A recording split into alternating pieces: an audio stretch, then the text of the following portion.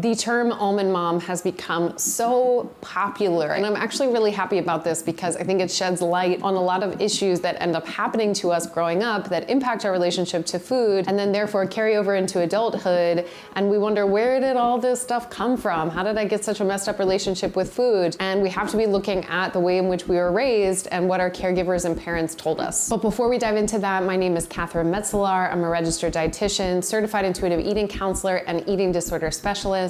And I help people to create peace with food and their body so that all of it takes up less headspace and they can live their lives with more joy, abundance, freedom, and presence. You definitely want to take a listen to this.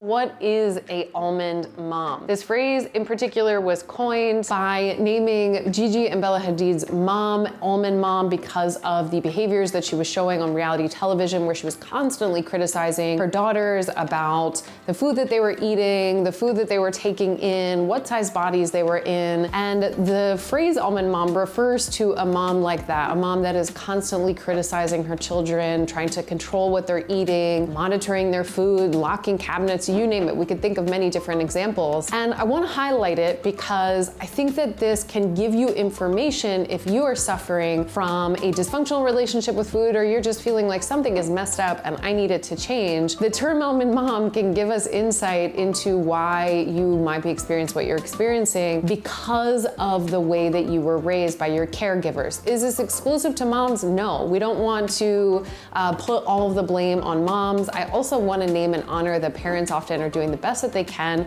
which doesn't negate the harm that they may have caused. We can honor and make space for they caused you harm and they were doing the best that we can. So let's get into 3 different reasons why having an almond mom or dad or caregiver then can impact you having a negative relationship with food now, later in your life, and what you can do about it. You likely were pretty consistently told that this food is healthy for you and not healthy. This food is bad for you and good for you. And what that does, interestingly, especially developmentally when we're kids, and this probably happened to you as well, if you were told that a food was bad, kids can't really understand that. They can't take it in, they can't conceptualize it. And so what they hear is, I'm a bad person when I eat these foods. They make very simplistic but clear associations because they can't sort of disseminate information. And this never goes away. And likely and often, the things that a parent or a mom is telling their kid is bad for them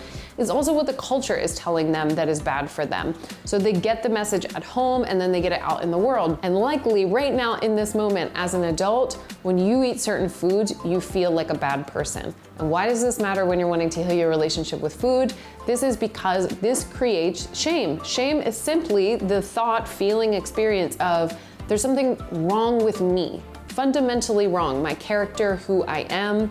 And the experience of shame not only feels absolutely terrible, no one wants to feel shame, it also perpetuates the disordered behaviors that might already be there. So for example, if you find yourself binge eating and you want to stop binge eating, and then you eat the foods that you feel like are bad, and you feel, even if you're not consciously aware of it, if you feel like you're a bad person because of that, often the shame that then arises as a way to deal with that, because our bodies and our brains do not like the experience of feeling like there's something wrong with us, that can lead to more binge eating. And then we're like, well, what just happened? I felt like the foods were bad and now I'm eating more bad foods and now I feel shame and I felt shame and now I feel even more shame. It actually keeps this cycle going. Same thing goes for restriction, right? If you're working on decreasing the amount of restriction that's going on with food or eliminating it entirely, if you end up eating a food, you feel like you're a bad person, again, not conscious, then you end up restricting again.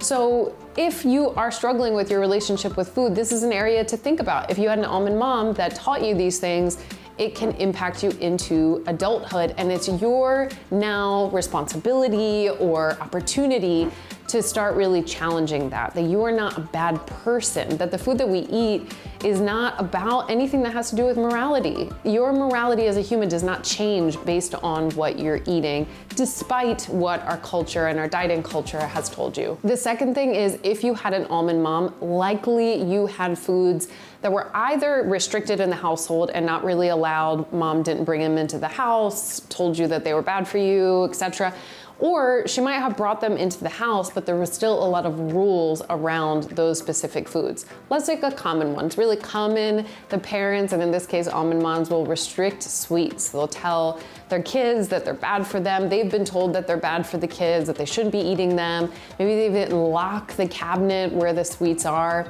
And this common theme of foods being off limits, foods not being accessible, creates an environment for kids that carries over into adulthood of food, and in particular those foods that are being restricted, as being scarce.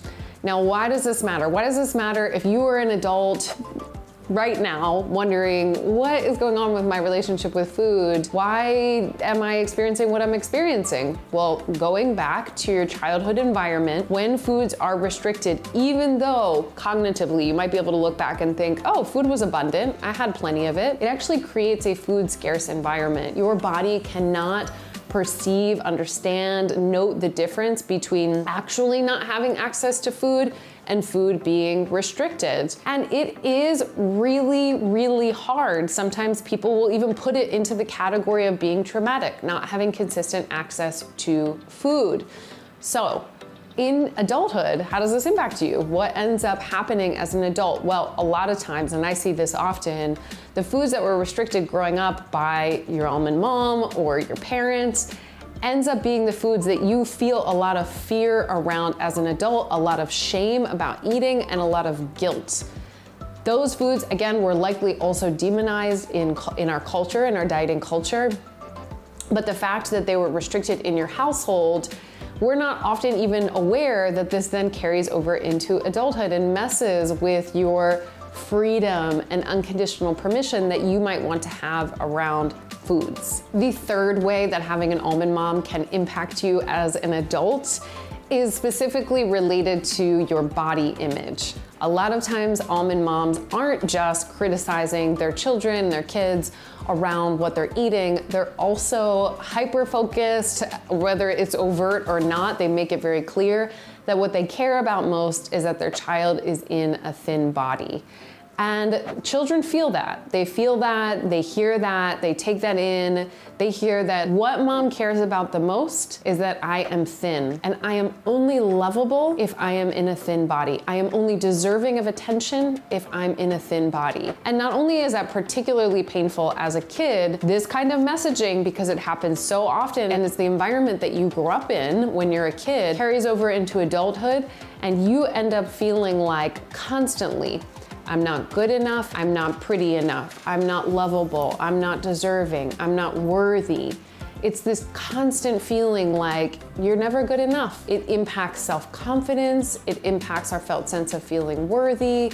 It really destroys or impacts really, really a lot our relationship with our body and our body image.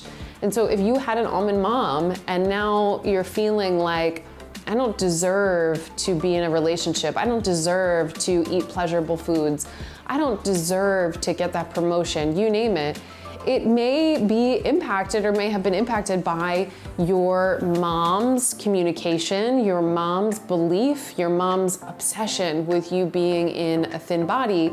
And therefore, there's an opportunity to do a lot of work. This isn't about ticking a box. It can take a long time to challenge that belief that you do not need to do anything to be worthy of a relationship, to be worthy of going after or receiving a job. You are inherently worthy because you are human. You're inherently worthy of enjoying pleasure from food because you're human. You don't need to do anything to deserve that. Having an almond mom really messes up your body image and your relationship with your body that carries over into adulthood. In summary, we tend to think about the things that happen to our childhood as just being things that happen in our childhood and don't think about how this can carry over into adulthood. In particular, if you grew up with an almond mom or almond parent that was constantly saying things about your food intake or your body or a combination of both. And this is impacting you now. It is essential, I believe, when you want to heal your relationship with food and your body, that you take a look look and unpack and untangle and dive into, even though it can be very painful, what the food environment was like for you growing up. If you had an almond mom, there's likely a lot of stuff that is there for you to challenge, to unpack, to understand, to process, to grieve. It all can take some time, and I promise you, it is possible to heal from it on the other side. It just can take some time and is often really painful, because if we had a mom or a parent who's constantly criticizing our food or our body or both, that's hard, because parents are supposed to love us unconditionally, and that kind of love is very conditionally based. Thank you so much for watching this video. If you got any value out of it, I always appreciate a like. If you want more from me, check out the resources I have for you below, and I will see you back here soon.